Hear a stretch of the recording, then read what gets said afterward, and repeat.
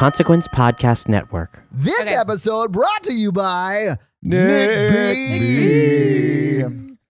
Nick B. Fun fact this week. It's short, simple, facty. He cuts his nails by chewing them off, and I think it's really disgusting. Wait. Like bites his nails? Hands or toenails? Both. Oh, he's got a real foot and mouth disease. Gross. Hand, foot, and mouth disease is no joke. My kids had that, and that's terrible. Yeah, you need to get a fun file. Ooh. And that way you're excited about doing your nails and you don't want to bite them. There's also a Berenstain Bears book about how to break that bad habit, too. Is it Berenstain or Berenstein? Nick B. Oh, Nick B is Berenstain? Oh, my gosh. my Nick God. B, are It you all responsible fits. for this? Oh, my God. It all it fits. goes all the way to the top.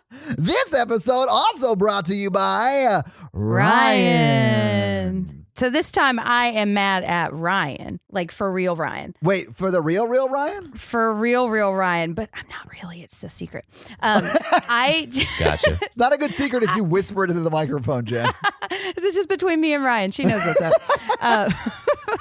I think I'm going to change this a little bit, and I hope this is okay with Ryan, because I'm feeling too negative, and I don't like being mad at people all the time. So Ryan keeps making me be mad at people. Yeah. Jen only has the energy to be mad at one person all the time, and that person's me, so butt out, Ryan. I might change it up a little bit and talk about things that I'm happy about and grateful for. And I am grateful for Ryan because she allowed me this opportunity to vent for so long. So thank you, Ryan. You're amazing. Aww. You are the best. So now it's time for another fun Swedish fact brought to you by Mats. This one's, I think, my favorite one so far. The Swedish Tourist Association created a Swedish number. When anyone dialed that number, they were connected to a random Swede who could talk about anything. Can we call that number right now? I do have that number. Oh no, I just checked. The Swedish number is now closed. Thanks to everyone who called Sweden. In total, the world spoke to random Swedes for over a year. Holy shit. I mean, do we have a Swedish area code? Oh my God. While they were doing this, the total call duration for the year they were doing it was 367 days. This is like Swedish chat roulette. It is. They took almost 200,000 calls. And the top country that called, can you guys guess? Sweden? No, you wouldn't call from Sweden to a random Swedish person. But yeah, 32% of the calls came from America. The second highest country was from the UK at 7%. All those Swedophiles out there. Oh, man. I mean, I get it, man. I feel like I missed out. I think I should just keep dialing that number until I get an attractive female voice. I mean, that would be all of them. They grow them on trees over there, Mikey. Now we return you to another episode of The Patreonicals. Okay, so this episode opens on Matthew, who's awake now. He's in a really nice office. Ooh. And he's eating sausages. And in the room is Isaac. And he's like, "Don't you like your meal or whatever?" Oh, no. What's in the sausage? Oh, and then no. and then he got a big sausage hanging out of his mouth like Franklin. No, not like Franklin. It's exactly Matthew like would Franklin. never be like Franklin. And then Isaac tells him, "You're eating the flesh of a man." And then Matthew is confused because he has amnesia. Oh, my God. What is a man? What is a man? And Matthew's like, my "I don't know God. if I like it here." And Isaac's like, "You're going to learn to like it." Wow, this sounds like an abusive relationship. It is definitely an abusive relationship. Yeah. Down in the basement, Miggy Mac, chief torturer of Thunderdome, he's falling in love with the koala. Well, But like, how could you not? in a best I mean, friend they're way. adorable. Right, not a romantic. Yeah, I don't think he walked into the torture room with the koala and was like, "Yo, want to smash?" Yeah, and he's like taking care of the burns and stuff, and like they go for walks every day, and they hold hands, and they're becoming best friends. I love it. And then he like keeps the koala in the back as he tortures other guys that have made Isaac mad. That checks out. But he's starting to learn that he doesn't like torturing anymore. Well, how So could you? Koala's plan is working. Yes. The koala's plan is working. Nice. I see you, Koala. Now we're cutting to a giant big battle where Eddie, leading a herd of rhinos and riding atop the lead one, I want to ride a rhino.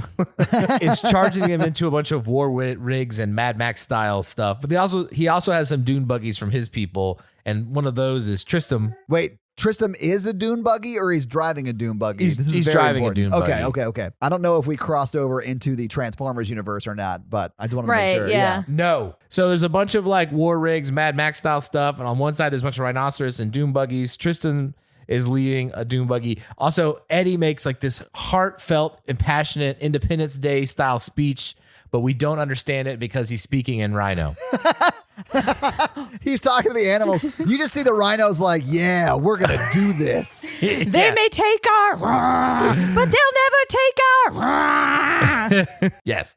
And Michael, who's been rewarded by becoming leader of the army of Isaac, is driving the big war rig, and he's like all about like killing all the rhinos and stuff. And they're all about to face off together in this giant battle. And then cut away at the end, and you see Kate. She is on the outs. She snuck into Thunderdome with Mr. Bubbles and her owl, and she's taught Mr. Bubbles to use a shotgun. Bubbles with a shotgun? I'm sorry. I just love the thought. It's an orangutan, right? Mr. Bubbles is an orangutan? Right. Correct. Like running around with a shotgun. Yes. Wow. Mr. Bubbles and a shotgun. They're sneaking in, and Kate's like, remember, you two, we're here to find Matthew and bring him home. So they snuck in. Mm-hmm.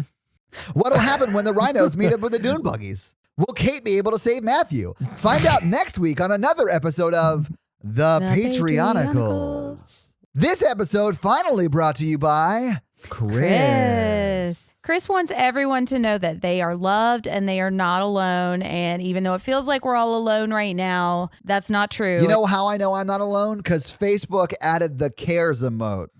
Oh, did they? Oh, well, I mean. What if you felt alone before the pandemic? Well, Mikey, there's probably some things you can talk about with your therapist about that.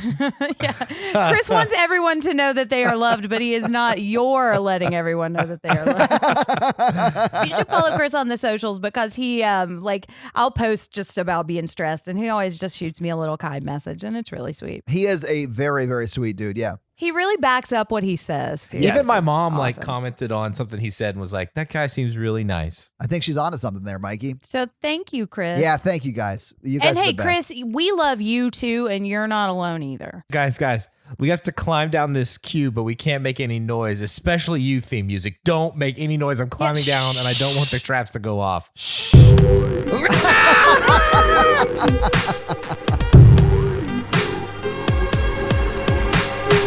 I like dressing as a Care Bear because instead of like creepily staring at women, it's just a Care Bear stare. Welcome to the Horror Virgin, everyone. I'm Jen. I'm Mike. And I'm your Horror Virgin, Todd, which means I don't like scary movies, but you guys make me watch them. And this week, you guys made me watch the independent sci-fi from Canada horror movie, Cube. I'm surprised Jen likes this movie. One, it's science fiction. Right. And two, it's Canadian. I like Canadian stuff. I'm kidding. If you guys heard what she said off mic about those poutine eaters, those are her words. Okay, here's why I'm mad at poutine. I am just now you can't fucking eat it. Yes, because it's French fries with delicious shit on top of them. French fries are already my number one favorite food. I thought it was some kind of poi something. No, poutine is very different. But it's like a delicious bowl of food that I want to eat right now. Right. And why am I just now finding out it exists? Yeah, So, it's amazing. poutine. This is my first time seeing this movie, clearly, but you guys have seen it before, right? So, Jen, when did you see this movie the first time? It must have been college or shortly after when I watched it for the first time. And what did you think about it the first time you saw it? I loved it the first time I saw it. I thought it was really unique and I thought it was really cool. Yeah. And I think there's still a lot that I really like about this movie, and it is kind of more a Jen movie. But I can definitely see the late 90s in it. You know, there are some things that do not hold up and some things that are dated. But I mean, I really like it, and I think it's going to be fun for me to talk about. Mikey, when did you first see this movie? I saw it in high school, and then I loved it, and I made like all my friends watch it in high school and college. This seems like something that someone at college would have made me watch. Yeah. I was like, this is highbrow independent film. Oh, my God. I think there are elements of that. Yeah. Oh, yeah. I'm not laughing at him because he's not right. I'm just laughing at how douchey and cringy I was when I made people watch it. But this movie, I think this movie's good. It holds up. Does it? I like it as much as Jen, I think. Okay. I think there's elements of it that have not aged well. Right. Yeah. Like the movie. Like it's very much of its time, I think. Yes. Yeah. Yeah. But I also think there are elements that are timeless and that I still find relevant today. Yeah, absolutely. You know? I think it could be remade. I mean, I know there's like 4 sequels to this movie. As What? well. They made sequels to this? I've got fun facts about it. Yeah. Are you serious? Todd, in one of the sequels, the cube is a time machine inside. What the fuck? Really? Oh my Apparently God. the sequels are terrible. So this is the first time I saw this movie, clearly. So for me, it's not a matter of did it hold up because I didn't see it originally. But I honestly like respect what they were trying to do. But this really feels like a high budget student film to me. And so it feels like everyone who's in it, the acting, the writing, the directing, everyone feels like it's their first movie and they're fucking nailing it for their first movie, if that makes sense. I feel like most of the acting is decent, except the person who needs to act the best, the cop, does not. Quentin. And Yeah. I feel like that's what kind of makes the movie fall apart towards the end is his acting. Yeah, I'll tell you, the only people I had trouble with their acting were Levin, Holloway, Worth, Kazan, Anderson, Rains, and Quentin. Those are the only 6 people I had an issue with their acting. And I think it's partly their acting, but partly the script. I think don't so know. too. Yeah. I will say that I completely agree with you, Jen. I think it's also the script. And that's what I mean. Like, it feels like a high budget student film where everyone's like fucking crushing it, but it's their first time out, you know? I do think it's a lot like I think it was his first directing movie. Yeah. It feels I think like it that, was, yeah. and they like worked out this stuff in college. So yeah. And that's what I'm saying. Like, it's not a great film, but it plays on some interesting themes that I liked, and I just don't think it was executed great. But that would be like me making a film now. I wouldn't be able to make a film this good right now. Right. Well, and compared to a lot of college movies, like this is really good, you know? I've seen a lot of student films in my days and they all suck. This is much better than that. But what I do like about it and what I think a lot of student films don't have is like a vision for what they want it to be. And I do think this movie has a clear vision of what it's trying to do. I don't know if it's always successful at that for kind of what we were just talking about. But I mean, it definitely knows what it wants to be. And I really like what it's trying to be. So I think I allow it to be a little more in my head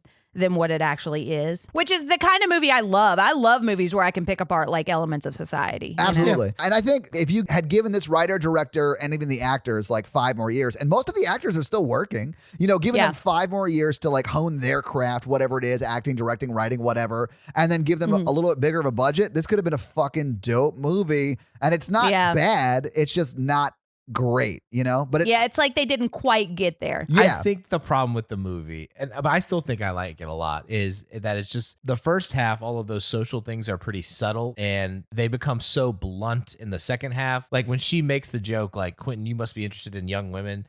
Like that was enough for that whole thing to go through. But then like he has to like hit on her at the end. I'm like, it doesn't have to be so heavy handed at the end. Like, they basically call each other like hippie and like Nazi and I mean, like all that stuff was subtle. And then when it comes to the forefront, I think it kind of falls apart a little bit. Yeah, I literally wrote, this is Ayn Randian levels of like beating me over the head with what your point is. I think they're trying to make very different points. Like Ayn Rand was not trying to make this point, but Ayn Rand like beats you over the head with it. What I like about it is what I think the underlying point is when you are in position of stress, that stress makes you more of who you are and it pulls up that underneath and it just keeps escalating. So I like when it keeps escalating the personalities because I think and I like when I'm looking at it at the moment we're in right now, I think we're starting to see a lot of that heavy-handed action coming up to the surface now just in how people are acting. So I liked seeing that. Like this is the seeds in the first half. This is what happens when you don't do anything about those seeds. You know, this is how it manifests and this is how it tears everything apart. So I like that it escalates. To give you a real world example of that, literally at the Michigan protests yesterday for the shelter at home, there was a woman carrying a sign that in German said, "Work will set you free," which is the exact phrase that was over the main door in Auschwitz. So, yeah, I mean, there is some crazy shit going on that sort of has escalated us to this point. So that's an interesting point, Jen. I was thinking specifically of that at a certain part that we'll get to. And to that end, let's just get into this fucking movie. We start with an eye-opening, and the opening of this movie I love because we have a man laying on the floor of what is, we're going to find out is a cube. And it's a big cube with like white, like kind of, I actually kind of like how the cubes are designed because it's like. For you Star Trek nerds out there, it looks like like the outside of a board cube, but with like Yes. bright light. I was just going to say it did remind me of that. Yeah, and honestly, it was like all the panels had different shit on it, and it was really, really cool. I really, really liked the layout of it. I mean, for it being literally like the inside of a Rubik's Cube, it was really cool. Right. Yeah. And we'll see different colors of the cubes throughout, and this is a white one. But it's like a giant bathroom tile kind of thing. That's what I kind of saw. If you're an android, that's what your bathroom would look like. Right. Oh my God, he's in the name of the movie, Jen. Okay, so there's a man laying on the floor, and he's wearing like gray pajama, like prison kind of clothes. Yeah, I thought they were green, but yeah, I mean, I honestly don't it's like know. darkish, grayish green kind of. Yeah. Which is what everybody ends up wearing with their last name on there. Yeah, it's sort of like they're in prison. It's like prison garb, sort of. It is. Yeah. And so he turns a knob on a giant floor thing because in this cube, in the middle sections of the cubes, there are actually doors, and you can kind of turn a spike kind of knob thing, and it opens a door, and you can look into another cube. Right. Yeah. So there's 6 in every room, right? Floor, Yes. ceiling, and 4 sides. They're like submarine hatches, but like square. Exactly like that. Yeah. And so he looks out and he looks into a blue cube because there's a little like crawl space in there. And then the door closes behind him and he's in another door. In another room. But he actually climbs into the orange cube. Yeah. And he jumps in and the door closes behind him. And then we hear thwack. And he's like stunned, and you start to see little like cuts on his face that are starting to bleed. And then this is so fucking cool. His body starts to fall apart. Yes. Into like tiny little cubes. So he was became turned into the name of the movie. Yeah, exactly. Oh, I thought he fell to pieces due to the stress. Oh, no, he did fall to pieces like the Velvet Revolver song for sure. Yes. I did love that. Like, he literally wakes up in the name of the movie, and then he quickly shows us what the sequel will be, which is cubes with a dollar sign, because there are multiple cubes. Right. Yeah. He becomes many with the cube. Yes. He just got squared away. Oh, I love it. What we see is we start to see like a grate, like a cubed grate, which has blood all over it, like fall down and then fold up and go back into the ceiling. It's like a razor wire square trap thing. Yeah. I think this opening is so cool. Yeah. Because you see like his body fall apart and you can see his organs, and it probably was like half their budget. It is by like, far the coolest kill for sure. It really is.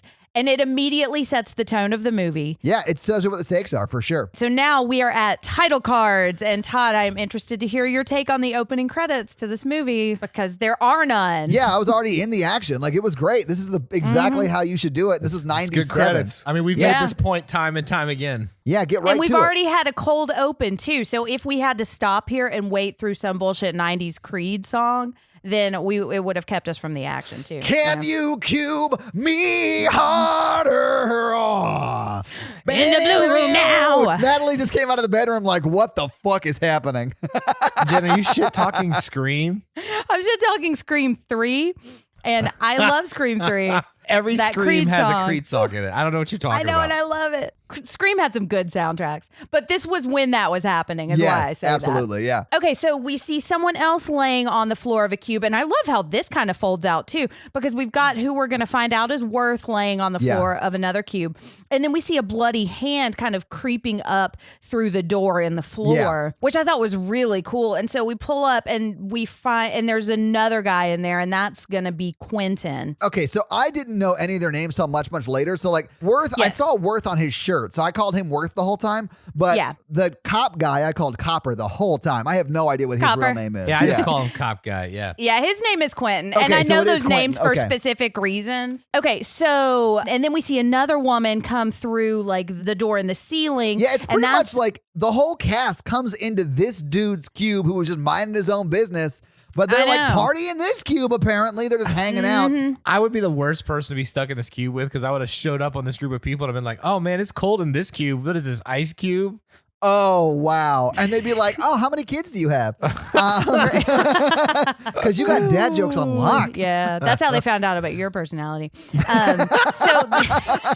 then we have, and the new woman, we're going to find out, the blonde woman. Yeah. Her name is Holloway. Yes, and she's the doctor, right? She is a doctor. And yeah. They sort of introduce themselves in these scenes too, right? So I think we know she's a doctor pretty much right out of the gate, right? Well, Worth has hit his head, so she goes, "I'm a doctor. I'll help you with your That's head." what it is. Yeah, that's how we find out. Yeah. And then we hear somebody in the orange room asking for help, and that is going to be Levin. Right, and that's the mathematician girl, right? Yeah. Yes. Mm-hmm. And so she's in the orange room, and I don't know if they know there are traps now, although I guess Quentin had blood on his hands, so he knows. But he tells her to freeze, and then she drops her glasses, and they crack, and ultimately she ends up into the white cube with them. Right. Quentin says there's traps and whatever, and then she's like, "You saved me," and then she hugs Quentin. Mm-hmm. Quentin does say that there are booby traps, and I immediately thought, I think you mean QB traps.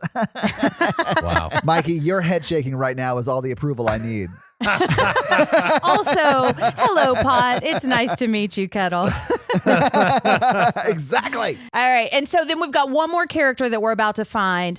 And because there's a character named Ren, not Renez, although it's spelled Rennes, but it's French and it's pronounced Ren. And he's using his boots to set the traps off. He's literally burning his boots up. Well, he doesn't. I mean, he's not intending to do that. He's just checking to see if the next room over has a trap, and it does. And it lights his boot on fire, and he pulls it back like the charred remains of his boot. And I found that very funny for some reason. Boot is on fire. And it was, yeah. But we come to find out that he's like a master escape artist, and he escaped from like a bunch of prisons or whatever. Yeah, I think they don't find that out for a little while later, but it's 5 or 7. He escaped Alcatraz or something. Yeah. So he's basically Sean Connery from The Rock. He's one of my favorites. I was gonna say he's actually Samuel L. Jackson from Deep Blue Sea. Oh yeah. But I've never seen Deep Blue Sea. I just know the joke. He's got a Deep Blue Sea moment. I mean, I know, there's some hubris in there. It's so funny that I have not seen that movie, but I know that scene already. Yeah. So we've got our cast of 5 people right now. We've got Quentin, we've got Worth, we've got Holloway, we've got Levin, and we've got Ren. Yeah. And so nobody remembers how they got there. They're talking about going to the fridge to get pierogies, and I think this movie is how I found out what a pierogi was. Jen, I obviously know what it is. But what is a pierogi? Because I honestly have no idea. It's a Russian kind of pasta dish with potatoes. Oh, is it? With stuff inside of it. Russian ravioli. That sounds really good. I obviously knew what it was as well, but thank you, Mikey, for helping me clarify. I needed to mansplain you. It's just food-splaining, and I just really like food. Yeah. I mean, listen, if you're going to make some, I'm coming over. I will break quarantine for a pierogs. But it's one of those dialogue things where she just starts yelling pierogies, and I'm like, what the fuck are you talking about? But then, so none of them remember, and Holloway thinks it's like a government thing, or maybe aliens, and everyone's saying, no, you're too much of a conspiracy theorist, and it's just But everybody's kind of freaking out. I mean, I would freak out too if I passed out and woke up in a cube. I would too. Is this when they're talking about the military industrial complex? Not yet. Oh. I mean, no, Mikey, clearly that happens when they're in the other part of the cube. Clearly. This is the very definition of a single location movie. Yes. This is a single cube movie. Like they never leave that one cube they built for this movie. But one thing that drove me crazy was I was wondering how long the boot laces were, because when the old man throws his boot into the other room, it lands in the middle, but he's still holding on to the laces. I've never seen laces that were 38 feet long that you could do something like that with. It's part of the cube. Yeah, I They're guess cube laces. Yeah. Well, in fun fact, when I was writing this stuff down, I couldn't remember the word blowtorch, so I wrote so many different descriptions of what this blowtorch thing was. I was like little blue light fire things, or fire shooters, or lasers, and then I was like, oh fuck, oh yeah, they're blowtorch. You could have just put flamethrowers. But they're not flamethrowers. That is amazing.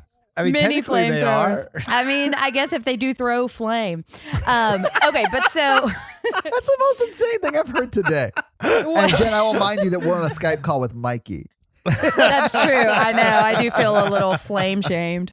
Flame shame. But I almost even wrote in, okay, fuck, flamethrowers. That's right, into my notes. Anyways. Oh, wow. Okay. Who else got in trouble by telling their younger siblings that the blue flame was cold?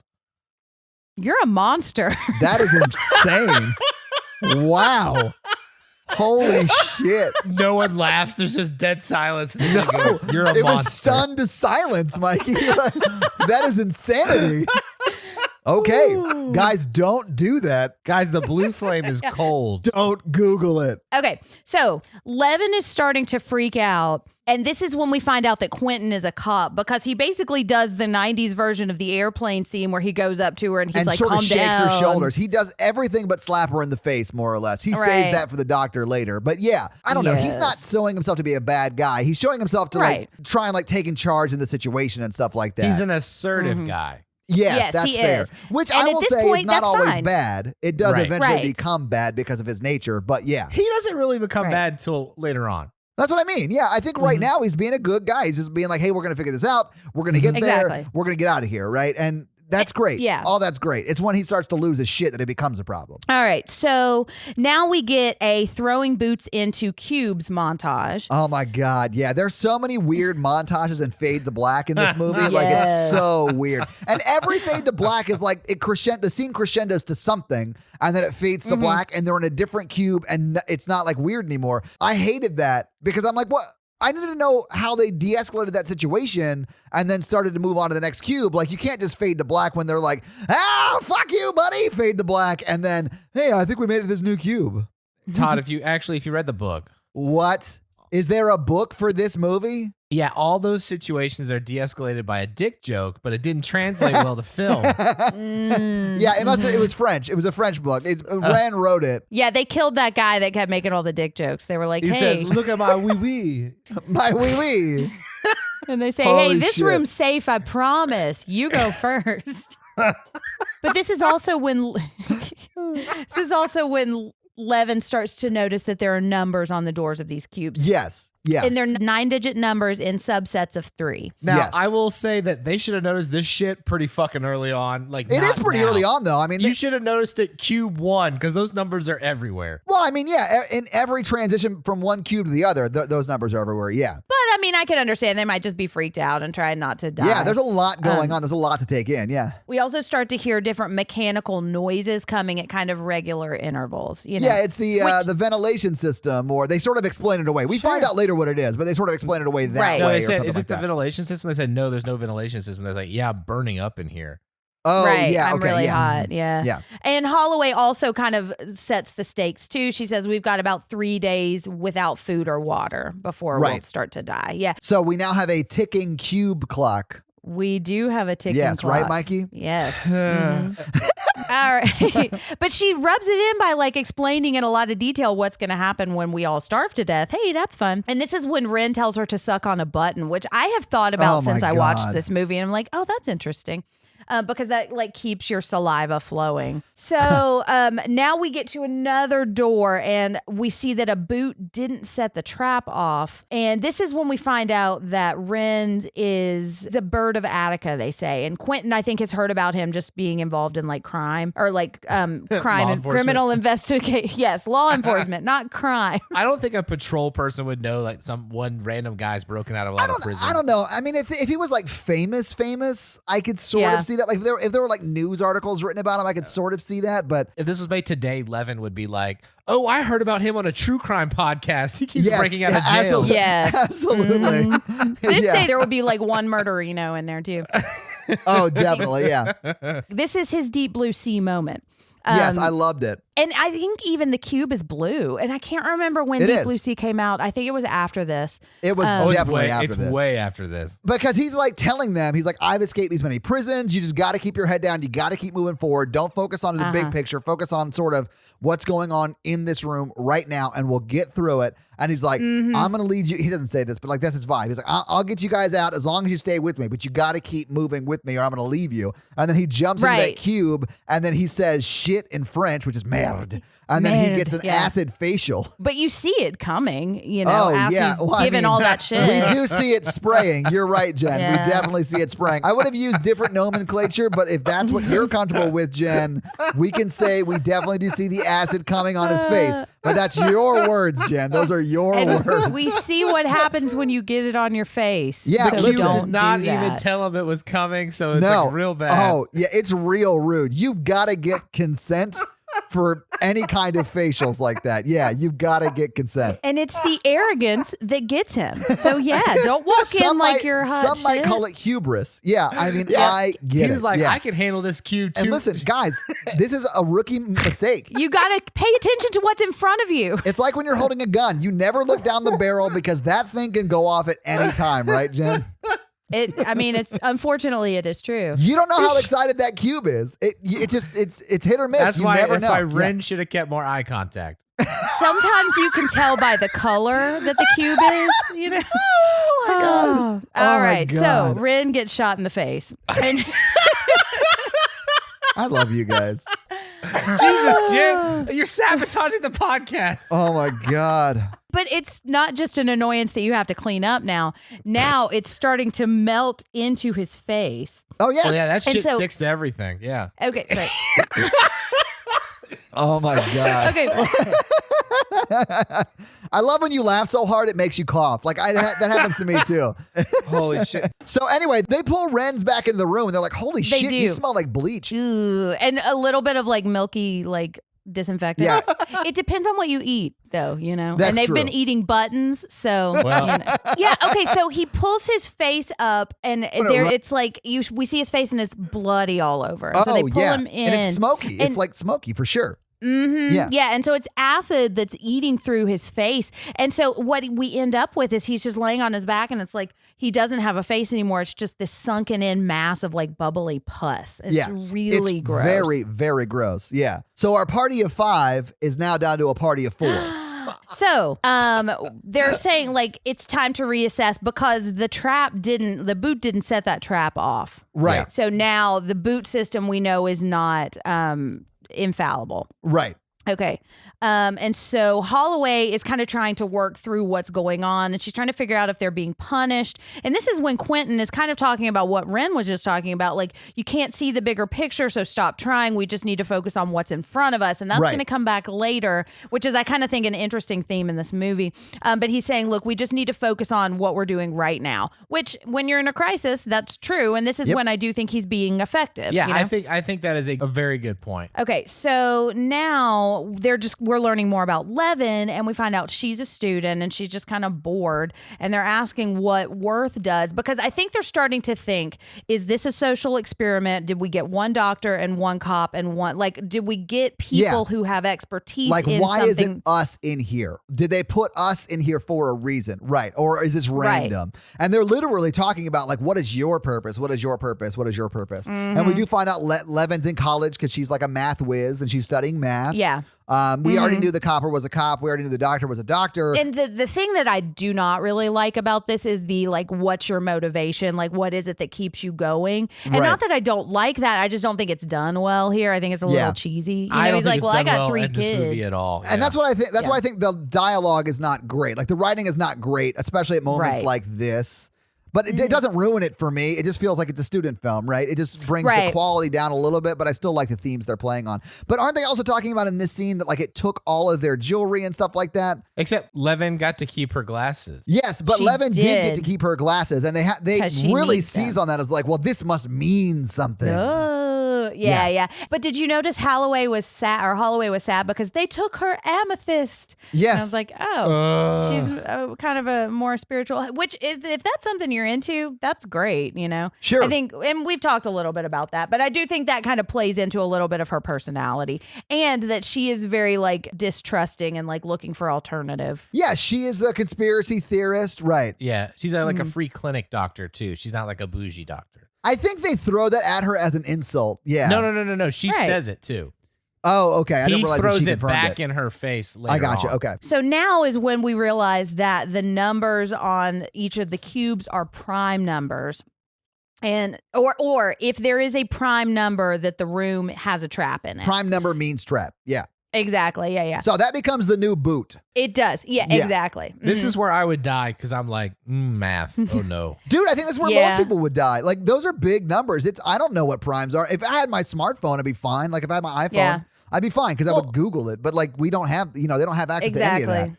Yeah, a prime, like I can do prime, but that's the limit. Like I would not be able to extend past that. And I also don't think I would trust myself enough to be able to figure out if it actually is a prime number, you know? Exactly. Right. That's what I'm saying. Yeah, there's no way you could find it out. I would have to bring Optimus Prime in there to help me. Like there's no way I could do that. You know? But I like how she says, like, I have a facility for remembering numbers. So she just says, this is just a skill that I have. And I just like the way she phrases that.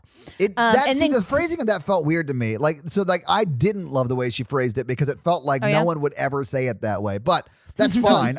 Yeah, because she would just be like, I'm a math student. Yeah, like I'm good with numbers. Yeah. Well, and then Quentin gets in her face and does that thing where a guy grabs your face and that it always just is so gross. Right before they kiss you passionately and deeply. And he's looking, he said, that big, beautiful brain. I love it. And that's when I started to not like Quentin. Yeah, because he has inappropriate boundaries. Yes. Mm-hmm. Specifically with Nicole. Yeah, he just met this woman minutes ago and he's like in her face. It's very uncomfortable. She's a very petite person in general, and he's very large. He's just very imposing. And I called her Nicole a minute ago because the actress's name is Nicole DeBoer or DeBoer.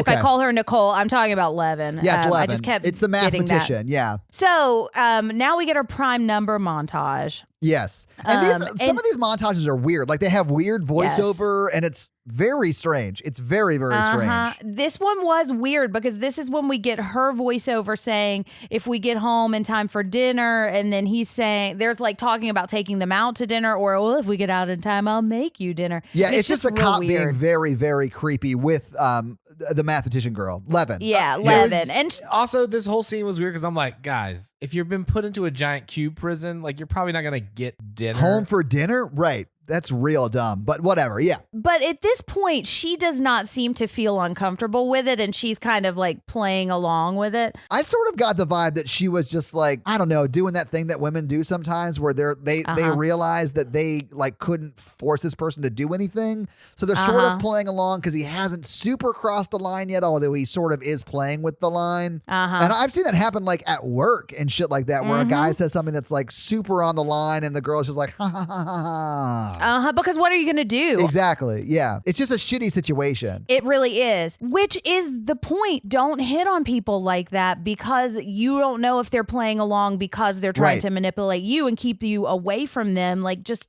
be cool and treat them like human beings, you know? We're sort of meeting the cast of characters that are still left, the four of them that haven't died, right? So, and the doctor's talking about how she's jonesing for a smoke, even though she hasn't smoked in years. And we find out that Copper's divorced, and he sort of insinuates that his wife is dead in a really douchebaggy sort of way. And he's like, no, she's not dead. We're just separated or whatever. Yep. Right. And it's just really, I don't know. I never really liked the Copper very much in this movie. I didn't either. I don't either. But this is where he American Ninja Warriors his way up to the top, right? And he opens it, and that's when we meet Kazan, right? Who is, I'm going to say, autism? I would say he has autism spectrum disorder. Yeah, he's definitely on the spectrum of autism. Yeah, we find out later he's like a math savant. He's like it's like Rain Man. It is like Rain Man, yeah. His self-soothing behaviors of his like flapping his hands and making repetitive noises is very indicative of autism spectrum disorder. It's called stimming. That's those little hand things and the noises that he makes. And I've had quite a few students who have had behaviors like that. The thing, and so let's just talk about him for just a minute, because I think, like when we were talking about Quentin, I think in 1997, this probably was kind of maybe more of a progressive choice to have a character like this as a central part of the movie. And it wasn't something that we were seeing very often. But I think because it's now like 20 years later, we just know so much more about autism and know that it's really leaning into what will become stereotypes in a lot of ways, which specifically like that this character who's on the autism spectrum has this like genius in him, which is a stereotype. Like it almost makes him like a magical character. Yeah, it's super, super rare. Right. Yeah. That is not something that all kids with autism have. And the one thing that you'll find with kids with autism is that it manifests differently in every single person. So there isn't really a typical type of autism. And if the spectrum were bigger, we would all be on it. And ironically, his character, like the big thing about autism is that they don't read social cues or emotional cues very well. And ironically, his character in this movie actually reads social cues really well. Yeah. Yes, he which does. is like not an autistic quality. But one thing they do, I think, do well here is I think they do show stimming, and it's a stereotype of Yeah. stimming, Yeah. but also the noise factor of like trying to cover a sound with your own sound, which is something like I relate to too. It's somebody who's real noise sensitive. And I have taught several kids who had those kinds of behaviors. But the problem is that's not what all kids on the autism spectrum look like. And so this is more of a stereotype than I think we would make today. So as they're talking about these like theories about like why they're in the cube, and this is after they meet Kazan, right? This is where the doctor swallows her button, right? This is when she's talking about this must be a military industrial complex. Right. Because they're the only ones who could afford to build something like this. Yeah, and Quentin's like, oh, I am the military industrial complex, and it's nothing like this. Yeah. And I was like, I think this would have been a better time to have let's keep our heads away from the big picture right now because yes, someone built this, but it doesn't help us right now to know who. Exactly. But the pressure's starting to get to him, and so that level head is starting to slip away a little bit. I did think it was interesting, his take on it. The fact that there really isn't some evil arm at the top. It's just a bunch of people who don't know what the fuck they're doing, just sort of trying to do what they think they're supposed to do every day. And that leads to this horrible thing. It's not like the dark hand that controls everything that the doctor thinks it is. It's just a bunch of inept men not knowing what to do. That's a good description of bureaucracy. Yeah. And I liked it because it shows sort of the both sides of it, And I don't necessarily think one is right and one is wrong. I think it's maybe a mix of the both, but it was interesting. After the torture program and other bad stuff the government's pulled off, I mean, I wouldn't put it past them. Okay, so if we're going to talk about what we actually believe here, I think that it's just a bunch of people in a bunch of jobs not really knowing what everyone else is doing. And then some of those people in some of those jobs are evil people and they're just doing really shitty things. But it's just that it's such a big bureaucratic situation. No, I think what's his face, Worth. I mean, I think he's a piece of shit because he knew they were putting people in the cube. I didn't think about it much until today, and I was like, wait, he knew they were putting people in for months, but like now he's the good guy? Well, and I mean, I think he kind of has a transformation when he sees the effects of what he was doing, which is one that kind of plays into that is like if the right hand doesn't know what the left hand is doing, like the left hand never has to see the effects of that, and so they can keep going about their business. And I think once he's actually in that situation and he sees what the effect that he has been doing is, then I think that's when he starts to kind of change his character a little bit. He knew they were putting people in it. Like, I think he's more of the Nazi than Quentin is. I'm not saying he's a good guy. I'm saying once he's actually the person. It's like he got put into a concentration camp and he's like, you know what? These are probably bad. Yeah. Yeah, that's exactly what happened. I mean, I designed the fence, but like now that I'm in here, we probably shouldn't do this to people. And I'm like, but to me, that is too late. I'm not saying it's not too late. What I'm trying to say. You guys are agreeing. Exactly. I'm saying that's when he has his transformation. And what pisses me off is, especially with what we're seeing right now, is it shouldn't fucking have to be you for you to care about other people. It shouldn't have to happen to your sister for you to care. And that's what pisses me off about Worth. Although I do think that he is able to actually look at that. And when I compare him to Quentin, I like Worth better. So I have a real life scenario of this happening to somebody. The worst transformation happened to someone I'm friends with on Facebook, because when this quarantine was going down, they were talking about how it was a government conspiracy and they're just trying to do whatever and it's dumb. And then one of his grandparents died and now he's like saying how it's a horrible thing. And it's like he thought it was a whole government conspiracy until it impacted him. And then it became important to him that people actually do what the people in the medical community are telling people to do. So like that's a common problem we deal with in this country, which is one of the reasons I like this movie. Yeah. Empathy is so important. And this is why people need empathy. It needs to be taught empathy, and it needs to be a quality that is valued in our society. And not feminized. Right. Dude, I mean, I thought a lot of wrong things till I started teaching and saw like outside of my own little world. Okay. So now this is when she starts choking on her button. So they're taking turns also going into the rooms, right? So the mathematician, Levin, is checking the numbers on the next room and she says, there are no primes. It should be safe. And so the doctor, it's her turn to jump into the room just to make sure. So she jumps in and she starts to choke and they're like, oh my God, is it gas or whatever? And she's like, no, I just swallowed my button. And I was like, what is happening right now? This is Holloway's fault because she doesn't actually use the universal sign for choking. No, she doesn't. They can't see her either. No, they were looking through. They're looking through the cubby hole thing. Yeah, Also, they're looking through the little thing. here's the one thing that annoys me about this movie the most. No one like opens the door, like waves their arm through the cube marine door. They jump in full fucking fledged every time. Yeah. They're I balls would be to the wall. I would be like putting my hand through, like, okay, let's just wave my hand a little bit. Echo, like, you know, like no, they dive in head first to every room. Yeah, they do, absolutely. Or throw someone else in head first to every room. Oh my God, Yeah. we'll get there, Jen. Okay, so we're also starting to see a little bit of we're starting to see Quentin be a dick. Yes. Levin is starting to like get tired of having to figure out all these fucking prime numbers. And Well, she's getting tired, man. Like, Yeah. I'm not good at math. I'd imagine that would be very difficult to do hour after hour after hour. Yeah. Quentin jumps into this one and he's starting to be an asshole, and Yes. it is a trap, but it's luckily for him it's not an immediately lethal trap because It's like a spinny razor wire thing that like they're across the entire floor and then it tightens it it. slowly collapses. And he has Yeah, time and to he dive sees it through. and dives out of it. Yeah, but it does cut his leg. Yeah. It does, yeah. And so they're back in the red room. But this is when they find out there's a flaw in their plan because that room didn't have any prime numbers and should have been safe based on the rules they thought they were operating under. That's right. Yeah. Quentin is saying he doesn't trust Worth. So this is when the paranoia, I think, starts to get I trusted him. Worth right away because he was a single white dude who openly talked about his pornography collection. Like, I was like, I know this guy. He's the co-host on the podcast with me.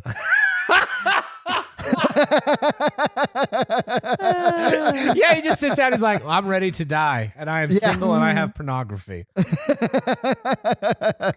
I love you, Mikey. Oh, speaking of Mikey, Kazan has to pee. And so they're going in the corner of the room and everybody's pissed off about it. And it's just like, we're starting to see the tension though. Yeah, this really bothered me because if you're stuck in the cubes, you're going to have to go to the bathroom. That could have been anybody. It just so happens it's the autistic person. I don't know if there's a better word for that. So sorry if I'm saying it wrong. I'm sorry. I would say person with autism, but I think that works too. Yeah, so it's the person with autism who has to go to the bathroom first, I guess. So, like, that's going to happen to everybody. Just be cool about it. Like, why are you guys shaming anyone who has to go to the bathroom? That's so dumb. Okay, so Quentin is yelling at Worth, and he says he wants him to go help Holloway with Kazan. And I just wanted to point this out because he's saying your job is babysitting as a way to shame him, and caregiving should be valued much higher than it is in our society, and it's such a feminized thing. And so that just was a real clear depiction of that I wanted to point out because I think what we're seeing now, we're seeing now like caregiving is like a very valuable thing, but it's mostly women and we don't pay for it and we don't value it the way we should. Anyway. Agree. Yeah. Yeah, because the way he says it, he basically says, I don't remember the exact words. He's like, "You're a woman, so go take care of go be a babysitter." Your job as a babysitter. I literally wrote in my notes, at this point, the dialogue in this movie is terrible. I think there are parts that I really like, and there's one part coming up that I do really like. But I think overall, a lot of it is not great. I see what they're trying to say. I don't think they found the best words to use. It's very 90s. It just doesn't age well, Mikey. I agree. Yeah. And I think when I look at the problems with this, that's a lot of what it was. It's just this was 1997. And when you look at other movies from 1997, like we see a lot of that, the same kinds of things, you know? People just didn't talk great back then. They didn't talk great. You're right, Mikey. No. No good words. They didn't have good words back then. So now Quentin is mad at Worth because he's a nihilist and he keeps like saying like he's just very defeatist and he doesn't want to do anything. And he says, "Why don't you just lay down and die?" Which is die shadowing. Not like dice. Not like dice shadowing. No. We're not gambling. Yeah, it's like death shadowing. Is this when he opens the cube next door and he's like, "Go kill yourself in this cube. Don't you want to be a man?" Yeah, and he said, and this is the part that I thought was real cheesy. He's like, "I don't want to die. I'm just being realistic." And then Worth is saying, and it doesn't work. I wish it did because Worth finally like explodes in quotation marks and says, "There is no way out of here." And that's when they all look at him. And I wrote, "This acting is not great" in my notes. Yep. That is definitely something someone could think being in that cube. I mean, it is not a big revelation. Exactly. He's like, "Kill yourself, be a man." And like Worth's big explosion was like, "Yeah, Quentin, well, you're a dick. And there's no way out." And everybody's like, right. This is where they find out that he actually made the outer shell, right? He did, yeah. And I like that they did that they involved him, but not enough for him to know what the fuck was going on, you know? Because he designed the outer shell of this. All he knew was that he needed to make a big box. And I like how, this is the part that I do really like. And I was interested to hear what you thought of this, Todd. So he's saying, like, he didn't know who hired him. He didn't ask. Like, he just needed, he wanted the money. He didn't ever even leave his office. And he said nobody cared. This was just a contract that we got. Yeah, it was the best job I ever had. Yeah, because all he did was draw a square. I mean, it's literally the simplest design I've ever seen. I mean, he engineered a huge square, but yeah, I mean, he didn't just get paid $100,000 to draw a rectangle on a box and hand it in. Like, he had to engineer it. I mean, that's kind of what it seems like. I mean, I would say that if you're an engineer and someone comes to you and says, I just need you to build a big square, that's an easy job. You know, that's probably why he said this is the easiest job he ever had. But he still has to make sure it can, like, fit everything and whatever. Yeah. Well, and he is a white man, so of course he got an easy job and got paid a bunch of money for it. Like, now Holloway is talking about how, like, it's like this assembly line thing, and that's how you make these, like, big death machines, is somebody makes one part and somebody else makes one part, and then you find out that you've been part of this bigger system that is, like, evil, but you didn't know because you didn't ask. You mean like the patriarchy? Yes, exactly. Like the now patriarchy. You're talking her language, Mikey. Yeah, it's like these tiny little things. And they come together to form, like, big oppression. But it's easy for you to say, no, I didn't have a part in this. I was just following orders, or I was just doing what I was told. You know, the thing that I really like now is what Worth is saying. He's like, there is no conspiracy. There's no one in charge. Like, the illusion of a master plan, like, Big Brother is not watching you. This is just random. And this is, like, a real kind of Kafka-esque element to this, and, like, really nihilistic that I really dig. I don't know if this is what I believe, but I think it's a cool really concept, but it. I'm with you, Jen. I don't believe it, because, like, they had to kidnap these people, which is a lot more coordination than just, like, building a box. Like, I mean, I definitely think there's coordination, but I think what he's saying is there's no grand plan at the head of this. This is something that got set in motion, and it just kept going because nobody questioned. And when I was thinking about it, I was thinking about religion, because there's one point when he says you have to use it or you have to admit that it's pointless. Yeah. And so it's like, to keep yourself from having to answer those terrible questions that would make you feel like a bad person, you just have to keep this machine moving. And I thought that was really interesting, you know? I do like that allegory, because I feel like that's very today what we're dealing with on some level. People who are just digging themselves deeper and deeper and deeper into a hole because of one choice they made 3 years ago to vote for somebody. And now they're literally just like, no, you should definitely inject disinfectants. Exactly, because it's easier than admitting they were wrong. Yeah, like marrying the wrong person. It's called the sunk cost fallacy, and it literally is a problem. And it actually is a part of cult deprogramming. Like, you have to overcome what is called the sunk cost fallacy, because people commit so much of their money or their time or whatever, sweat equity, if you will, into something. And then they feel like if it's all been for nothing, then their life has been for nothing. And that's very hard for someone to face. Right. The more emotionally invested you are in a decision, the more you're going to defend it, even when there's logically things saying that this was a bad decision.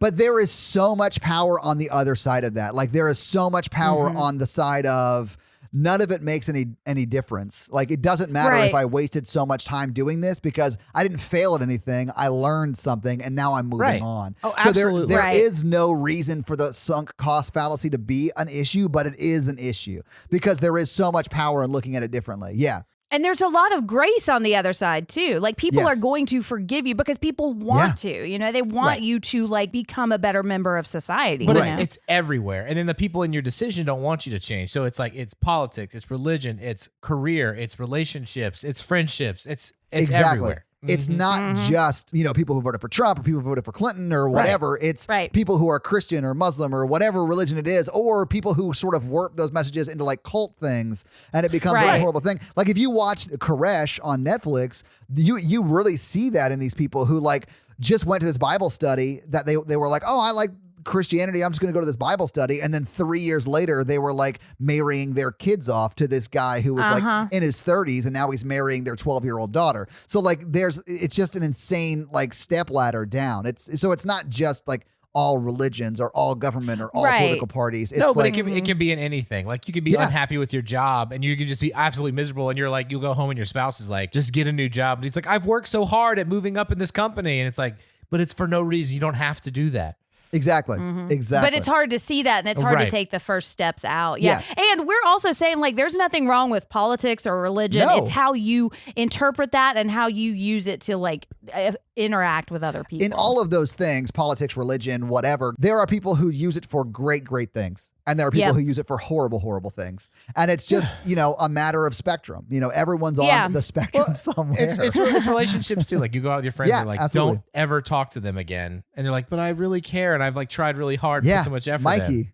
don't ever talk to them again. But I understand the on the sunken flip cost side of that, fallacy. it's like, but they cheated. Should I leave them? And everybody's like, yes, definitely. But I've been with him for 3 years. But he has all my CDs, Mikey. They're alphabetized. Yeah. But like to tie it back to this movie, I think what we're starting to see is like the seeds of all of this become oppressive to the other people. Whereas before, I think they were functioning well because everybody was kind of staying in their lane. And like the thing that keeps coming up to me is like my rights are I can choose my own rights as long as they don't bump into the rights of other people, Right. And so this is, I think, the point in the movie where we start to see the shift. Yes, agree. So there's still, everybody's mad at everybody. Levin says some dumb shit about feeling guilty for ruining the world. I didn't quite understand that. Why does she feel guilty for ruining the world? I wonder if that's kind of trying to make a comment on younger generations or like it didn't work. Whatever they were trying to do there, that part didn't work. I just thought she was an anxious person. I don't know. I was like, oh, that sounds like a Jen thing. This is a Jen movie. It does sound like a Jen projection, yeah. But now Quentin starts beating the shit out of Worth, and Levin stops him. And this is when I do start to kind of like her character. I think this is kind of where the shift happens because she stops trying to go along with Quentin. She stops him and says, we need him. He knows more about this than anybody else. Yeah, and she's still being a jerk to Kazan, but she's asking him, she's like, so what about this outer shell? Can you tell me? So they're talking about, she's figuring out that it's changing coordinates. I think this is when she figures out that the 3 numbers that are in 3 separate numbers, right? So it's like 675, 549, 678, right? Those 3 numbers are actually coordinates within the cube, right? I don't think they quite realize that the cubes are moving just yet. I don't think so either. It does help them say, okay, if we're here and this cube means this thing, then we need to go over this many cubes and down or whatever to get out, right? And this is insane to me because to do this, she has to do some like next level math where she has to write stuff down. So what she does is with her button, carve into metal the math equation. How strong is that button or how soft is that metal that is at all possible? It is a plastic button that she is using to carve into metal. That drove me crazy. It's cube magic. Yeah. But so now they know, and because she and Worth have kind of compared notes, they're going to try to get to the edge of the cube. Right. But she gets to 1 and she says, these coordinates don't make sense. This box should be outside the cube.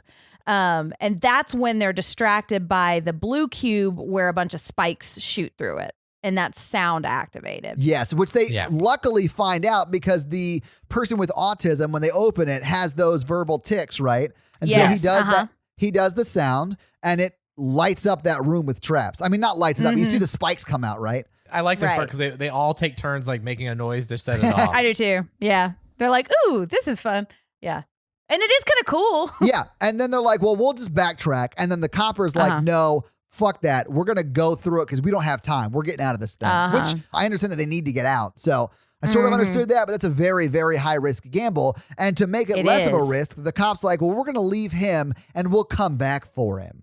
About the person with autism, knowing that there's no way. And they do immediately call him out on that. Yeah, and I like that. Holloway's Me like, too. that's because Levin's saying that too. And Holloway's like, no, that's a lie and you know it, which I love. And she's just arguing for their humanity. And they're like, she doesn't say if we leave him behind, the cube wins, but that's basically like what she's saying. Like we're descending to the levels of humanity. Well, it's like, do we need to murder a guy just because we don't want to backtrack for 20 minutes? Exactly, yeah.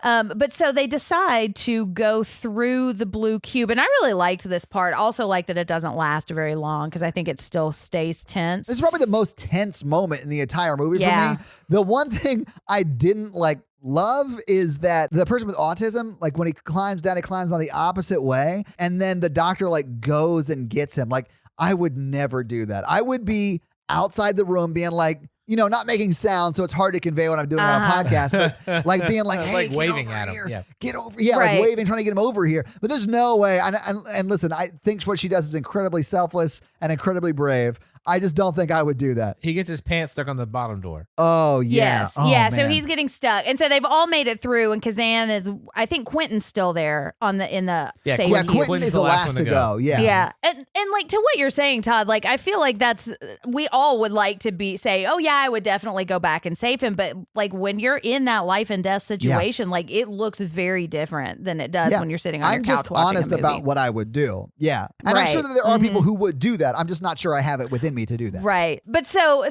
Holloway and Kazan get back, they get through, and now Quentin's got to go, and he is almost to the end. And then Kazan makes a little vocal tick, and he like all of the spikes go, and he's just able to jump in, so he's safe. I got really excited because I thought we were going to see the last of Quentin, but we don't. He makes it through. And then he starts like beating the shit out of him, right? Yeah. Which is not cool. Yeah. And Holloway's calling him a Nazi, and then he yells at her and starts like calling her a lesbian, and he's saying, I have to clean up after your bleeding heart every day. So two things that drove me crazy about this is when Quentin is like punching them, the smallest girl stops the biggest man from being able to throw a punch just by simply grabbing his arm. And I was like, I mean, if she had grabbed his arm mid-punch, she would have been jerked along with that punch, right? I think he just stopped when she touched him. I think so too, because there's no way she could have stopped him. Yeah. And then she says something to the effect of, have you guys been on glue your entire lives? Yes, which I have to assume that this actually takes place in an alternate reality where glue is an actual drug and not a ridiculous thing to say in a movie. But in the 90s, people smelled glue. It happened. They thought it still was. The dialogue in this scene, Quentin's like, look, I know you don't have kids and you're probably all dried up down there, but this is not your kid and shit like that. I was like, fuck. Yeah, but, it's rough. So you guys were talking about how Levin stops him when he's hitting Worth, but like he smacks Holloway now. Because she goes, you beat your own children too. No wonder your wife left. And then Levin's like, hey guys, you want to know what's on the other side of the door? And so then Worth opens it, and they notice that they're at the edge because they see like they just see blackness. And this part is really cool. I like how they hang out and you see the edge of the cube and you see the light coming through each of the like square submarine doors, Yeah, so this is a part of the movie I don't like love because they're genius ideas. Not maybe like look down and see how many like cubes we might have to go down before. Because like this, in my mind, we know we're at the edge. Okay, cool. Let's stay as close to the edge as possible. And then every 10 floors or so down, we'll check and see how much closer we are to the bottom. Instead of doing something like that, they say, hey, drop me out the window with our clothes rope that definitely will hold me.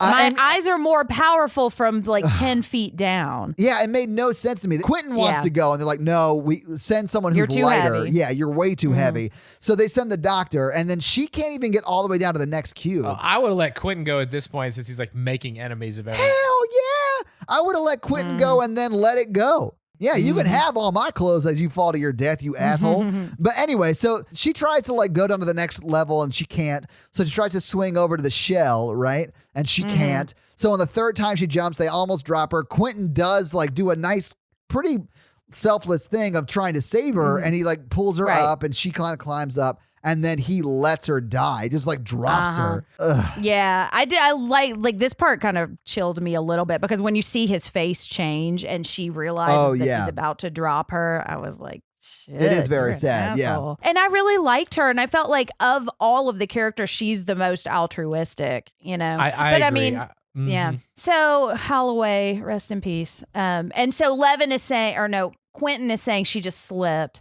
And I think they're kind of like, they don't know, but I think they're like, but. I mean, I feel like they know pretty immediately because it's literally like 1 or 2 cubes from now that they're like, you let her go. You dropped her on purpose. Like, I think that they know, but they're just not talking about it yet, because he's still in the room with them and he just murdered somebody. And well, I think they might be a little scared of him too. I mean, he's definitely the biggest dude. He's killed someone very recently. So I would be a little scared too. But this is where they find out what Kazan's superpower is, for lack of a better term. This is when they take their weird nap. Oh, that's right. And you see Worth, he's like snuggling his boot So Worth Yes. is like laying there snuggling his boot, and I love He made that. a booty call. Oh He my God. That is amazing. He just doesn't want to admit defeat. You really shoehorned that one in there, Mikey. Quit stomping on the outline, guys. Oh my God. Oh my God. How many Yeah. other feet jokes can we think of? Oh my God, a lot. Because this is the most bizarre nap ever. And it's like somebody was trying to recreate like the Jimi Hendrix experience, except all they had was cameras and they didn't have any drugs, you know? Yes. Because it's so swirly and like psychedelic-y. And it's really just them taking the camera and like turning it from side to side. Like it looks so weird. And there's this weird 90s nap music and boot cuddling. It's just bizarre. So yeah, but coming out of that weird acid trip of a montage, you see Quentin, I guess, the cop, waking up the mathematician Levin and like going into the next cube over, and he's like, we're just gonna leave him, it's gonna be me and you, and he's like really all over her and very, very inappropriate. No, he's like, I figured out the equation. It's man plus female. Yeah. He's like, I want to slip my key into your lock. Oh It's yeah, so he weird. is really, really handsy with Levin, who is clearly not on board at this point. Yep. And he even says, "Levin, it's time to go down." And I was like, "Oh my Yes. God, did Mikey and me write this scene?" Like, I thought that this too. is I was like, She was like, insane. no, it's not time to go down at all. No. because their plan is now to try to get to the bottom of the cube. And that's what he Yes. means when he says go down. But it's also, he's Right. very creepy. But then Worth gets there because they can all still get through these doors and attacks him from the back. And this is when they say, we know you dropped Holloway. And so he hits Worth with the boot. And then he does this weird thing where he puts his hand on Levin's face, which I don't like. And he says, you don't want the boot. And then he starts beating Worth with his boot. And I thought like he was going to kill Worth. That shit made me laugh. You don't want the boot. Yeah. But yeah, They- but Worth does get the boot beat out of him for sure. But so then he like throws Worth into the next cell. Yeah. And he lands and then he just starts laughing like a crazy weirdo. And they all get in and they find out this is where Ren's body is. And so they Yes. have gone in a gigantic circle. So this is when they start figuring out the pieces of the puzzle. Oh yeah, and Quentin's getting upset and then Kazan like comes over and starts like rubbing his head and like trying to comfort him. They keep going though, and now they get to the edge again and Quentin gets mad and throws their last boot out because he's an idiot and an asshole. And Worth is saying, because they were still in that same room, and he's saying, no, we weren't on the edge before. We looked in all of these rooms. And this is when they realize that the rooms have been shifting and moving. So Levin is figuring out that these are coordinations, but they're also permutations, and Yes. that it's a list of all of the coordinates that the room passes through, and that she's only been thinking about it as one point on a map, which is the starting position. And so now that they know what the starting position is, they should be able to find the exit. So she's saying, hey, remember when we were in that room that's a coordinate of larger than 26? That's a bridge. And so that was, because we said it should be outside, it's supposed to be outside. And so if we can get to that, then we should be able to get out. And when everything is in a starting position, we're going to unlock. And then she does a little more scratch math. But now she's starting to realize that these numbers are way too big for her to do in her head or with her little button. And this is when we find out that Kazan is Rain Man, which I did not really like. Up until this point, I literally kept expecting, especially while they were talking about like, what's the reason for the cube? What's our purpose for being here? I thought at some point we were going to like hear like a slow clap from behind them. And then it would shift the perspective back to Kazam, who's now like talking in this weird British accent about Like what it Kaiser all Sose means kind of and thing? stuff. Yes, I literally mean wrote. like- I literally wrote, is it like a Saw meets Kaiser Soze type situation? And I'm glad it wasn't. Don't get me I am wrong. too. But I thought for half the movie, that's what was going to happen. I don't know if this is any better. I like that he is able to help with this, but I do feel like it's a little ghost in the machine kind of thing. It's just like, I don't know. If I have one problem with this movie, it's this. And so they're also realizing that they need to get back to this bridge cube before it resets again. So they're trying to get there, and they figured out what the ticking clock time frame is. But so he's able to clear these rooms pretty quickly. Kazan needs to like do these numbers numbers in his head, and Quentin keeps yelling at him and saying, do the numbers, it's clear, right? And trying to like force him to do this. And this is like what I see with people protesting this shit. It's like, you can't yell at a virus and make the virus go away. Like, your brute force is not going to solve this problem. You have to try you're to wrong about that. I'm pretty sure you're wrong about well, that. Yeah. I mean, we're going to find out in about 2 weeks, I think. But what I saw was like Quentin trying to solve this problem through force, and everybody else trying to solve the problem by understanding what the problem actually is. And that's one of the things that I thought was so interesting and that is really timely right now is he's not trying to understand. He's just trying to force everything to go the way he thinks it should go. And it doesn't work for him because that scares Kazan, and he doesn't want to, like, he can't do the math under that kind of pressure. Right. And when Levin is talking to him, or Worth is trying to like reason with him by like offering him gummy bears, that's when he's able to do what he needs to do. And Quentin's just an asshole. I don't like him. I think he might be the bad guy in this movie. I think you're right. The dialogue is a little hammy, but he is starting to look scary too, and he is creeping me out in this movie. And so at this point, Worth agrees with me and tries to close one of the doors on his head. And choke him to death. Mm-hmm. Yeah, and tries to get Kazan and Levin into the next room. Yeah, he tries to save the situation. Yeah. Right. And so now they're in the blue room, and they dumps him into the door in the floor, and he hits his head. And so now it's just the three of them, and they're clearing rooms. And so they're hearing moving again, and Levin and Worth get through a cube. Kazan doesn't go through into the last room, right? And then the cubes. Yeah, because he doesn't like the color of the room, I think. Right. But the mathematician and Worth are in there, and they're trying to get him out, but the cubes start to shift. So he now goes, I think he's above them or something like that. Yeah. Mm-hmm. So they have to go get him out of that room. But I think, did they find the room that they're supposed to be in, the bridge room? Yes. So they eventually do get Kazan into that room with them. And I think this is when she steps on her glasses piece and she realizes that this is the room we started in. Yes. And if we had just stayed here, we could have avoided everything. And that's one of the things I think is really cool about this movie, because I think it introduces this like futility of doing all of this stuff, as like, and that's something like there's not an answer to, because I mean, what else were they going to do? And there's no way they could have known that. Yeah, but it's just but it's an interesting element to it. Yeah, it's sort of like an allegory for death, sort of. Like, no matter what you do, no one's going to get out of this alive. Right. But so you might as well go see all the colors of the cubes, Sure. And so they're opening the door, but it's not a bridge. And she says, we just have to be patient. Then the room shifts again. This time when they open it, instead of seeing a black abyss of nothingness, or what is probably just a black sheet, they see like light. Like, it looks like it's sunlight. All right, time out. I hate this movie the most right now because they open the door and then Worth sits down. He's like, I have nothing to live for. I know. Worth kills himself and he kills the mathematician here. I hate it so much because he's worked so hard for 90 minutes to get here. And then now that he's here, he's like, you know what? Fuck it. Life doesn't matter. I'm going to hang out in the cube. Yeah. And then like she sits down next to him and then Kazam is like, let's get the fuck out of here. Yeah. Yeah. And if they had just gone out into the light, they would have been. Yes. Yeah. Yeah, I agree. Now, I think the metaphor they're trying to make here is like he is afraid that he's going to be blamed for this. And if he does step out of this situation, he's going to have to deal with all the consequences of everything we were talking about earlier. And like, yes, I'm going to have to face the reality of what I have done. Right. But the problem is they allow so much time when that door is just open and nobody's walking through it that it undercuts everything. I'm like, what the fuck? Also, we know it's going to shift again. So go. There was a finite amount of time for them to get out of this fucking cube. Yeah. And they're hanging out with this finite time. Like, it could be 3 minutes, it could be 30 seconds. It's driving me crazy. Here's the second part that drives me crazy in this scene is that you can obviously hear when these doors open because they're loud.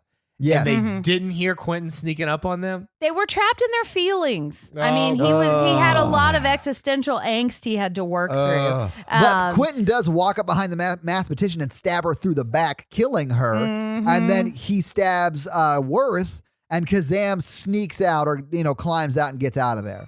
Yeah. Right. And so Levin is dead, but as Kazan is out and Worth is still in, and Quentin is trying to get out, and I do actually like this part because they're both holding on to, or he's trying to get out, and Worth is pulling him back in, and then as the cube shifts, we're led to believe it cuts him in half. We don't see it, but all we see is the red smear blood across smear, the wall, yeah. which That's I pretty thought that was cool. really cool. But they all three could have got out very easily if they didn't spend 2 minutes talking about existential angst. They had so much time that the three of them could have gotten out. There could have been like a 30-second pause, and then Quentin could have gotten out. And then they could have had a fight, I don't know, outside the mountain they're under or whatever this place is, right? But they don't. And so we see Worth lay down next to Levin's body, and he lays down and dies, as they had said earlier. Then Kazan walks out into the light. And that's the movie. Yeah. Oh, credits. All right. So having seen the movie, having talked about the movie, how do you guys feel about it? I still love it. Yeah, I still really like it. I think it's really interesting, and like there's a lot of subtle stuff, but there's also a lot of heavy-handed stuff. As it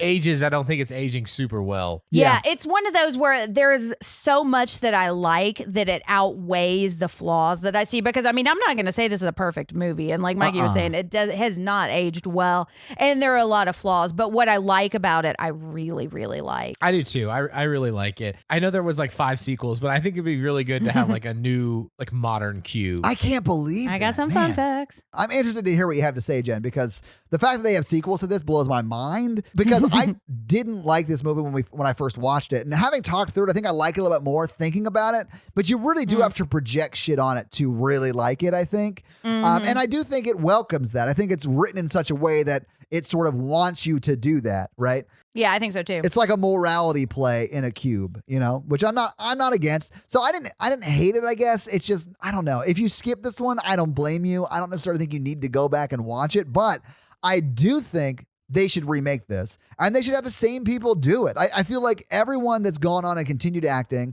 the guy who directed this, I'm sure, is still directing. The guy who wrote this, I'm sure, is still writing. I feel like if they took another crack at it, it would be so much better, because this feels like a student film, and I'm sure they're so much better now than they were 23 years ago when they did this, I would watch a remake of this happily and just see what they came up with, because I like some of the themes they're playing on here and would love to see it like really executed well. And I like how contained it is, and because that, I think, makes it a good projection movie, because we say it's dated, but that's the script and the characters, really. There's no time or place reference for this, and I love that we never see them outside the cube, so this could be anywhere, Yeah. All right, well, let's do some box office. So what do you guys think the budget for this movie was? Pretty low. $1 million?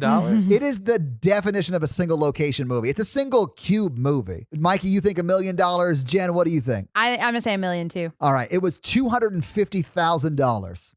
Wow. Which is one of the cheaper movies we've ever done. And I'll say, having it be so cheap makes sense. I understand how they shot it for that. It looks like it's pretty cheap, but I think it's pretty well for that low of a budget. I mean, that is like, I mean, there are shitloads of independent movies that you'll never hear of that cost more than this movie, right? Oh, yeah. Yep. All right, so what do you think it made domestically, just in the U.S., in its theatrical run? This is a Canadian movie. It is a Canadian movie. Yeah, I asked it that way on purpose because it is domestic in the U.S. Now, if you ask someone from Canada, this is a Canada movie, and domestic for them would be Canada. We'll come back to that. What do you think it made in the U.S.? $10 million. Okay. I think $1 or $2 million. Okay. It made $57,000 domestically. Ooh. When it came out, its opening weekend, it was 50th at the box office. It came out the same weekend as Rounders, if you remember that movie with I had Matt that poster Damon. on my wall for so It's Matt long. Damon, it's Edward Norton. It's a pretty solid Blonde poker Edward movie. Norton. Yeah, I think it's great. And that movie, just for perspective, made $8 million at the box office its opening weekend. But it was also up against movies like Something Aunt Mary, Blade, Saving Private Ryan, Simon Birch. There were a lot of big movies out at this time. But it was 50th. It came in right behind Titanic, that had been in theaters for 39 weeks. Now, I will say this about the domestic opening, or the U.S., I should say, opening of this movie. It only opened in 16 theaters and had a $3,000 per theater average, which is honestly not that bad. So to put it in perspective, Titanic, that beat it, was still in 337 theaters, and it made an average of $170 per theater. It didn't do bad. It just didn't open in many theaters in the U.S. Does that make sense? Yeah. So internationally, which would include its home country of Canada And I hope I don't offend people by saying that, but it is a Canadian movie. But the way it breaks it down online is that would be international. It made almost $8.5 million. So it made almost $9 million total. Its total domestic box office run, not just its opening weekend, it made almost $500,000. So put that together, it made almost $9 million. So on a $250,000 budget, making $9 million is pretty awesome. Well, and like this has got a cult following now. Yes. Like we are in the middle of our listener request right now. And this was something that a lot of people suggested for our quarantine horror or claustrophobic. And I mean, I had heard about this through word of mouth, and it's still like 20 something years later, it's still really well regarded in the horror community. All right, Jen, do you have some fun facts for us? I do have some fun facts. Hit us with your fun facts. Dun, dun, dun. All right. So this was written and directed by Vincenzo Natali, and he has continued to work, and he's a Canadian director. He directed Splice, which was in 2009. I've heard of that. It's a weird movie. That movie is so... We've got to do that movie. So weirdly horny, you know? Ooh, I'm into it. What is this? Yeah, you'll like it. It's interesting. But he also directed In the Tall Grass, which just came out on Netflix, and that is an I remember you adaptation. talking about that. Yeah, it's an adaptation of a Joe Hill and Stephen King story.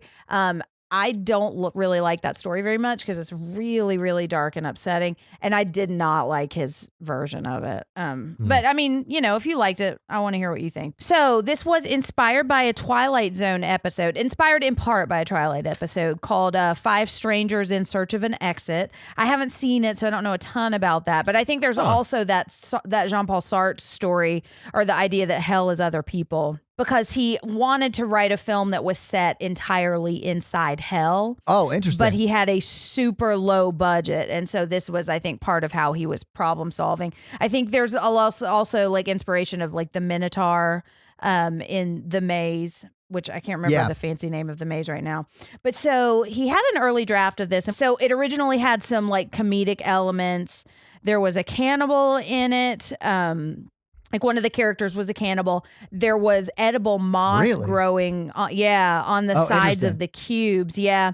And apparently there was a monster roaming around the cube at some point, which was kind of similar to the Minotaur. And one of the big edits that he made was he took out any food or water. Well, he took out the monster, but he also took out food and water. And I like that he made both of those changes because I like that there's just a natural time frame. We said there's a ticking clock, but that's because you're a human and your body will eventually stop working. Yeah. And I like that he took out those external elements because it really lets the characters like bump up against each other. And that's what I really like about the movie. Todd has been saying they did only build one cube.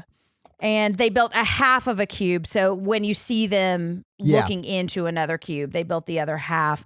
And so because each cube, and they only had one door that could support the weight of the actors because like they had to change all of the colors of these cubes. And I'm glad they did this. They could have just made it the same cube the whole time, but I think it's really effective when you see the different colors. But they intended to have 6 colors, but they didn't have enough money. So they only had 5 colors. And it took so long for them to switch out all of the panels of the colors that they shot the movie in order of the color scenes or the colors that the scenes of the cube were in. Yeah, isn't that crazy? That's super interesting. That's very interesting. Well, and so the red cubes have the most dialogue, and so those were some of the ones that they did first. And so the actor who played Worth, there's a scene where he's giving his big speech in the red room, and it happens later in the movie, but it was one of the first scenes he shot, and he was kind of feeling pretty insecure about it. And there's a moment at the end where he says, "I feel better." And he was like, "Well, I wasn't really acting. I was just tired of having to memorize all of these long monologues." And so he got a lot of that out of the way early. But I thought that was interesting. Apparently they didn't like working in the red room the most, or they disliked that one the most, and they liked working in the white room the best. And I think it's interesting, like you can see through the movie, the color kind of amps up the emotion that they're feeling, you know? Yeah, I think so. So I think that was a really effective thing that they did. Okay, so this is a really cool fun fact that I really like a lot. So all of the names of the characters, they are all named after different prisons. Oh, no shit. Okay. Yeah. And their characters are modeled after the type of prison that they're named after. So the guy at the very beginning, his name is Wren? Alderson, and we the guy who dies before the title card. Okay, he his never name has is any line of Alderson. dialogue. Yeah, right. Well, and the prison he was named after is Alderson Prison, and I don't know where it is, but apparently it's known for having isolation as punishment. Okay. So he exists in the story without ever seeing anyone else. So I think that's really interesting. He gets torn to pieces about it. I mean, Kazan is a prison in Russia, and it is. This is a problematic way it was phrased in what I was writing, but it was a prison for mentally ill people specifically. Interesting. Okay. So that's why he's named that. A special needs detention facility. Yes, there's a French prison called Rennes, and it pioneered a lot of the modern prison systems, and that's kind of what it's known for. Interesting. Okay. Quentin is named after San Quentin Prison, which is a lot of times known for being really brutal and a really hard place to live. Holloway is a women's prison in England. And then we have Leven and Worth, which is Leavenworth prison. Yeah. I wonder if that was the case. Yeah. Yeah, which is a federal prison. And so I think that's supposed to kind of show the rigid rules of like this mathematical language. And then it's also a federal, so it's kind of at a corporate level, which kind of plays into Worth's personality. So I thought that was a really interesting thing that they did. And it's the kind of thing where once you see it or once you know about it, it's like, oh, that's really cool, but you don't necessarily pick up on it as you're watching. Absolutely. Yeah, for sure. Yeah, I didn't pick up on it until you said that. Okay, so the sequels. Okay. I can't believe there are sequels to this. Well, I've heard that they are terrible. They are. I've seen them. I've seen them all. Oh, yeah, they're not good. Is it like Cube 2, The Rubric, Hypercube, Cube 4 Hypercube to space? is one. One is like, Hypercube, yeah. Cube Squared is the Oh sequel. my God. Cube Squared is the sequel. There's one with there's a time travel element inside the cube, and that's Hypercube, wow. Okay. I think. There's a prequel called Cube Zero, which sounds interesting, and it sounds kind of like the first Purge. Like, I want to know how this cube was made, but those are the kinds of things where unless you do it really well, it's not that interesting, because the more you learn about your monster, it takes away the mystery. Okay, so there's a sequel and a prequel. There have been rumors of a reboot for a while. I'd watch that. I would too. Yeah. Lionsgate was apparently working on it in 2011. And I think there was going to be some kind of artificial intelligence angle to it, but but it got stuck in development hell. That's a long time for it not to have been made. So it probably won't get made at this point. Yeah. And I'll link a couple of articles. I found an article from 2016, and then I found one from 2020 talking about Cube 3D or Cube 3, which would be a new sequel rather than a remake or reboot. But I don't think that's really gone very far either. But I'll link those articles. So that's where we are with sequels and reboots. And those are my fun facts. But I think Todd has. I do. So Todd, give it to us. I was saving this bonkers fun fact that I literally just fell into when I was looking at box office stuff. Okay. Like a cube whose door was opened? It was wide open, Jen. So I walked right through it. So here's a little bonus Todd fun fact. The guy who played Kazan, the actor who played Kazan, is a guy named Andrew Miller. So he acted and he went on to write movies after this. And his first movie out that he wrote was the Dennis Rodman, yes, that Dennis Rodman, and Dane Cook vehicle, Simon Says. And yes, that's S-E-Z on the end. And that's where Dennis Rodman stars as a hip Interpol agent attempting to defeat the deadly plans of a crazed arm dealer. It currently has 2.5 stars out of 10 on IMDb and is one of the bigger box office flops of all time. Its budget was $10 million, and its opening weekend it made $185,000. Oh my gosh. It did very, very bad. But I mean, it probably did as good as you would expect for a movie starring Dennis Rodman. He was also involved in the Tremors TV movie. Yes. And wrote on a show called Imaginary Bitches. Which wow. Okay. I'm curious about. That's very I interesting. May have some thoughts. That's crazy. Yeah. Right. Interesting. Well, thank you for your renegade fun fact, Todd.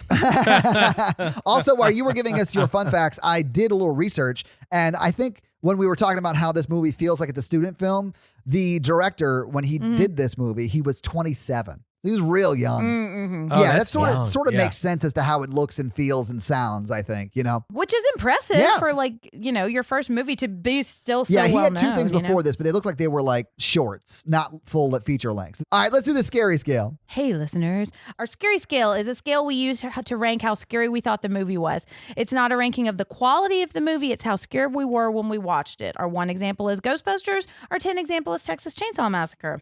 All right, Todd, what you got? I'm going to give it a 2. All right. And honestly, after the first death that happens in the first 30 seconds of the movie, it's a 1. But it's really that first death is kind of creepy and sort of not super jump scary, but it's a little eerie. It's not really super scary. All right, Mikey? I'm going to give it a 1. I'm dead inside. I mean, I didn't think it was scary. And I never thought we would actually watch this movie on this podcast because I thought it was more of a science fiction film. But I'm glad we did. I never got scared of it, but it's, man is its own enemy or whatever. Yeah. Yeah, I think I'm going to give it a 2 also. Okay. Kind of what you were saying, like there's that death, that just the grossness of that death at the beginning. And then the character of Quentin really kind of creeps me out, and just knowing some really angry guys like that is kind of effective for me. I get that. All right, so this week you guys made me watch The Cube. What are you guys making me watch next week? Well, Todd, we've been taking it easy on you for a little while. Oh, yeah? Are we about to do a scary one? We're doing Paranormal Activity 2. Oh, no! That's Which no I think good. is scarier than the first one. What? Yes, Oh, but shit. it's a nicer house, though. It is a nicer and floor house. plans are very important in the Paranormal Activity universe. They are. Oh, my God. Okay, so I guess watch Paranormal Activity 2 for next week, guys. Sorry, Todd. You're welcome, everyone else. All right, now it's time for Mikey to read another 5-star review. So, Mikey, while you're pulling up a review, let me explain to them how they can get their review read on the podcast. And that is simply by leaving a 5-star review on Apple iTunes. Super easy. Just do it. Get it done, babies. So all you have to do is go to Apple iTunes and leave a 5-star review and give Mikey something to, have a little fun with, like an accent, maybe some emoji love, stuff like that. But Mikey, did you find one? Oh, yeah. We've got a lot of good ones. Yeah. Here's one from Lady Time Lord. I would like to be a Lady Time Lord one day, so please let me know how you got love there. that name, Lady Time Lord. She says, "Is love too strong a word? ? No, I think it fits. Yeah, I love it. I stumbled upon this podcast when I was looking for something with good conversation, great humor, and awesome content, and I was absolutely blown away. I downloaded every episode available and started from the beginning, and I fell in love. That's awesome. It's my favorite thing to listen to when I open at 5 a.m. at lunch and every time I'm on the road. 5 a.m. is an early start time. That's rough. Sorry about that. Yeah. I mean, thanks for letting us come with you on that, but I'm glad I don't have to be awake at that time. Yeah. Jen is witty, smart, and a treasure. Oh, a treasure. Her fun facts I absolutely adore because I am that nerd who also spouts out facts like that to all of my friends, so I sound cool. We are cool. Knowing things makes you cool. Mikey is a genius when it comes to the Patreon. Ooh, okay, Sorry, yeah. I was about to say, but yeah, when it comes to agree about that specifically, yes. And I look forward to the next scene in the story every week. You should turn it into a graphic novel. What? Mikey has great comedic timing, and his laugh is infectious as a zombie bite. Absolutely. Oh my God. Agree. The funny thing about that last line is that is actually on his business card. Mikey, as infectious as a zombie bite. Ladies. Oh, and let's not forget the master of it all, Todd. Oh, what? The hysterical horror virgin. Master who is, of it all. The bloody cherry on top of the horror sundae. Todd reminds me of my younger self when I didn't want to watch horror movies as a kid with an older sister who always had control over the remote. That is exactly me, but my brothers, yeah. Thank you, Todd, for being so brave. Aw. Jen for your beautiful heart, and Mikey for your brilliant brain. Thank you. Your beautiful brain, Mikey. I love this show and I hope it never ends. Love and horror, Callie, your fellow movie nerd. And if you don't understand that last reference, I'll forgive you. Heart emoji, heart emoji, heart emoji, heart emoji, heart emoji. That's 5 awesome. stars. That is an amazing 5-star review. I honestly am surprised that she put 5 hearts at the end and not just the 2 that Time Lords have. Ah. Nailed it. Any other Doctor Who fans out there? I'll shut up.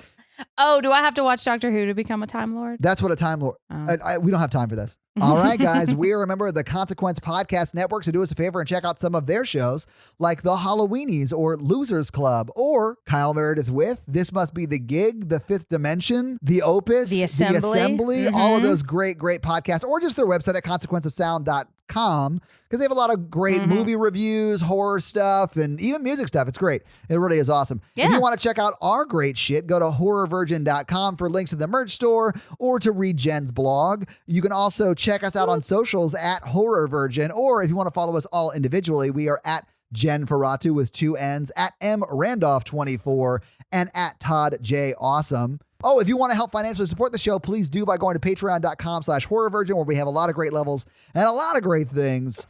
We just did our listener request for this upcoming month, and every level is eligible to suggest episodes or suggest movies and vote on those movies. And, you know, the higher you go, the better stuff you get, like exclusive video content, exclusive bonus episodes, that kind of stuff. So check it out. If it's something you want to jump into, feel free. But if you can't financially support the show for whatever reason, please just join our Facebook group where you'll get daily free content and an awesome supportive community. That's going to be it for us. My button has been scratching too many math problems. Oh my God, I just swallowed mine. So I'm going to have to go to the hospital and get my stomach pumped again. All right, so thanks for joining us for Cube, guys. Yeah. I'm Jen. I'm Mikey. And I'm your Horror Virgin Todd, guys. Have a great week. Bye. My body type is cube. Yeah. Body of a rectangle, heart of a Rubik's Cube. Solve me, ladies.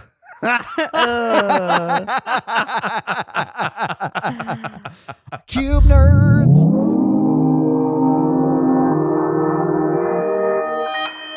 Consequence Podcast Network.